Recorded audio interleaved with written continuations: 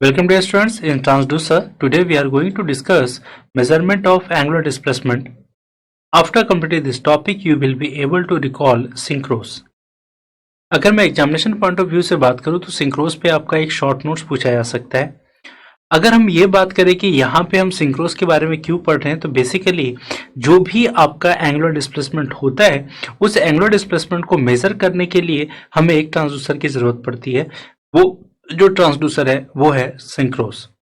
ठीक है, बेसिकली मैंने आपको पहले भी बताया है कि जितने भी मेजरमेंट हैं अगर हम वहाँ पे इलेक्ट्रिकल या इलेक्ट्रॉनिक्स ट्रांसड्यूसर यूज करते हैं, यानी कि बेसिकली जो आपका इलेक्ट्रिकल सिग्नल्स किसी भी फिजिकल क्वांटिटी को अगर इलेक्ट्रिकल सिग्नल्स में कन्वर्ट करता है तो वहाँ से जो मेजरमेंट होता है वो उतना ही बेहतर होता है और उतना ही अच्छा काम करता है। तो इसलिए यहाँ पे एंगुलर डिस्प्लेसमेंट को एक्यूरेटली मेजर करने के लिए हम सिंक्रोस यूज कर सकते हैं। तो आइए डिस्कस करते हैं सिंक्रोस होता क्या है और ये कैसे काम करता है। तो स्टूडेंट हम यहाँ पे डिस्कस कर रहे हैं सिंक्रोस के बारे में।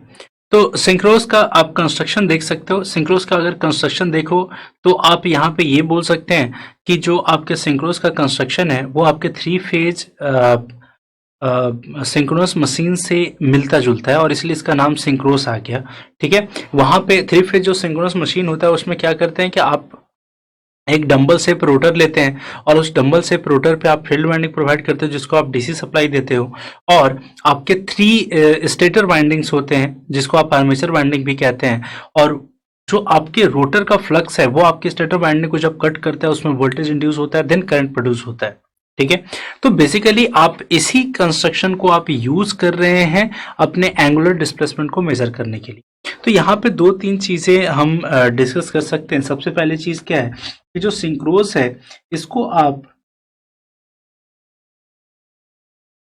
इलेक्ट्रोमैग्नेटिक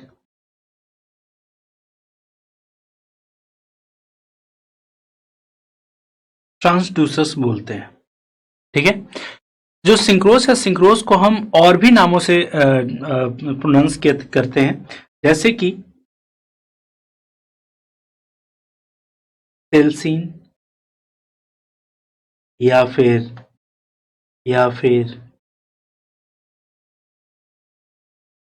माइक्रोसीन, इस नाम से भी हम इसे प्रोनाउंस करते हैं। ठीक है, अब बात करते हैं कि ये कैसे आपके डिस्प्लेसमेंट को मेजर कर सकता है। ठीक है, अब देखो यहाँ पे क्या है कि जो आपके रोटर पे जो वाइंडिंग है आप उस पे सप्लाई देते हैं, आप उसको सोर्स से कनेक्ट करते हैं। तो जो जब आप उसको सोर्स से कनेक्ट करते हो तो अब यहाँ पे क्या है कि अब ये जो डंबल शेप रोटर है वो एक मैग्नेटिक फील्ड डेवलप कर रहा होगा और वो जो मैग्नेटिक फील्ड डेवलप कर रहा है वो फ्लक्स जिस स्टेटर वाइंडिंग को कट करेगा उसमें वोल्टेज इंड्यूस करवाएगा। ठीक है, अब क्या है कि अब अगर सपोज मान लेते हैं इससे आपको एंगुलर डिस्प्लेसमेंट मेजर करना है तो एंगुलर डिस्प्लेसमेंट जो प्रोवाइड करवाते हैं हम उसके रोटर पे प्रोवाइड करवाते हैं। तो जैसे आप एंगुलर डिस्प्लेसमेंट आप उसके रोटर पे प्रोवाइड करवाते हैं तो उसका जो रोटर है उस पर जब एंगुलर डिस्प्लेसमेंट आप प्रोवाइड करवाओगे तो जब वो एंगुलर डिस्प्लेसमेंट प्रोवाइड होगा तो अगर अभी देखो अभी का जो कंस्ट्रक्शन देखते हैं, अभी का कंस्ट्रक्शन अगर तो अब यहाँ पे अगर देखा जाए तो रोटर जो है वो जिस वाइंडिंग के क्रॉस है उसमें उस स्टेटर वाइंडिंग को फ्लक्स कट कर रहा होगा, उसमें वोल्टेज इंड्यूस हो रहा होगा। अब अगर मान लेते हैं कि अब अपने रोटर पे हम कोई एंगुलर डिस्प्लेसमेंट प्रोवाइड करवाते हैं तो अभी अगर देखा जाए तो अभी जो कंस्ट्रक्शन मैंने बनाया है यहाँ पे जो रोटर का पोल फेस है वो S2 वाले वाइंडिंग को कट कर रहा है। ठीक है, अगर वो S2 वाले वाइंडिंग को कट कर रहा है तो उसमें वोल्टेज इंड्यूस हो रहा होगा। S1 और S3 जो वाइंडिंग है यहाँ पे ये आपका S1 वाइंडिंग हो सकता है, ये आपका S3 वाइंडिंग है और ये S2 वाइंडिंग है। ठीक है, तो अभी जब आपका डंबल शेप्ड जो रोटर है वो आपके S2 को कट कर रहा है तो उसमें वोल्टेज इंड्यूस हो रहा है और S3 और S2 को चूंकि फ्लक्स कट नहीं कर रहा है तो उसमें कोई भी वोल्टेज इंड्यूस नहीं हो रहा है।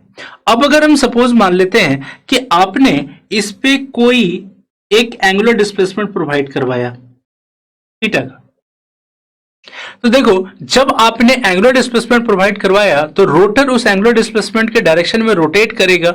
जब एंगुलर डिस्प्लेसमेंट के डायरेक्शन में रोटेट करेगा तो अब आप वहां से देख सकते हैं कि जो आपके रोटर का एक्सिस है वो वाइंडिंग S2 के एक्सिस से दूर होगा और S1 के एक्सिस के नजदीक होगा। तो अब आपका रोटर S2 से जितना दूर होगा, फ्लक्स लिंकिंग S2 के साथ उतना ही कम होगा, यानी उसमें वोल्टेज इंडक्शन कम होगा।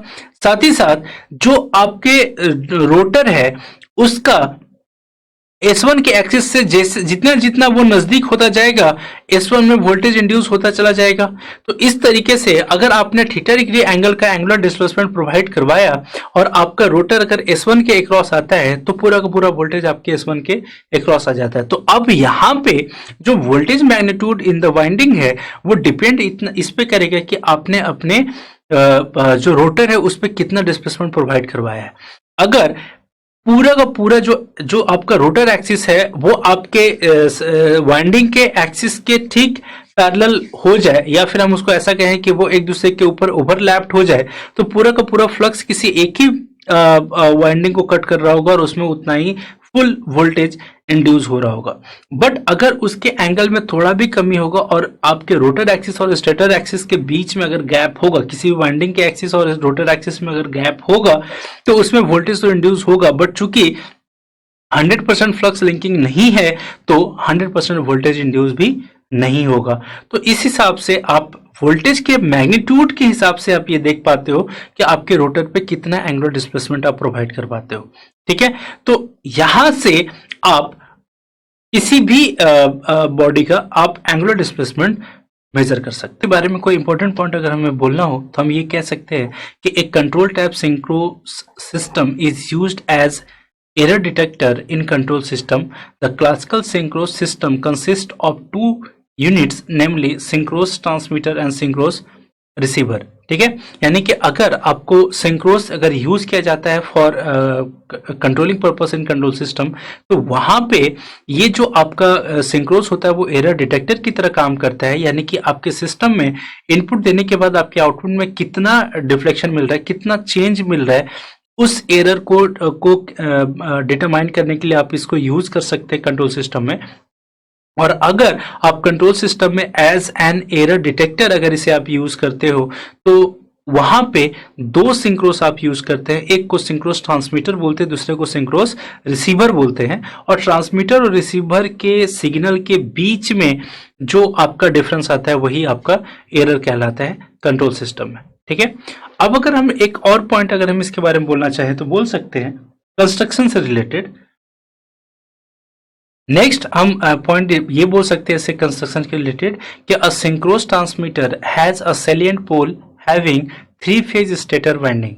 ठीक है, यानी कि जो आपका ट्रांसमीटर होता है, सिंक्रोनस ट्रांसमीटर होता है, वो सैलिएंट पोल रखता है और उसमें 3 फेज वाइंडिंग होता है। The rotor is supplied with a single phase AC supply.